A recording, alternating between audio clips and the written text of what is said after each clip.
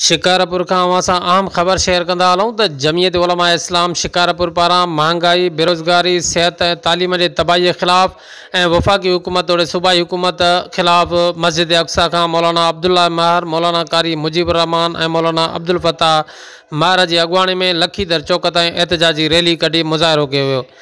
लखीदर घंटाघर चौक ते मुज़ाहिरीन दाणू हणी सख़्त नारेबाज़ी कई। उन मौके ते अगवाणनि मुज़ाहिरीन के ख़िताब कंदे चयो त जमीयत उलमा इस्लाम के क़ायद मौलाना फज़लुर रहमान के हुक्म ते एहतजाज कयो पियो वञे। उन्हनि वधीक चयो त वज़ीर आज़म इमरान ख़ान घाटे टोड़ महंगाई करे अवाम जो जीअण जंजाल करे छॾियो आहे। ग़रीब अवाम बुख ऐं बदहाली वारी ज़िंदगी गुज़ारण ते मजबूर थी पिया आहिनि। उन्हनि वधीक चयो त हुकूमत खां अॻु इमरान ख़ान 1 करोड़ नौकरियुनि 50 लाख घर ॾियण जो कूड़ो वाइदो कयो हुयो। इमरान ख़ान अमरीका जे इशारे ते हले पियो। वफ़ाक़ी ऐं सूबाई हुकूमत सिंध इदारनि खे तबाह ऐं बर्बाद करे छॾियो आहे।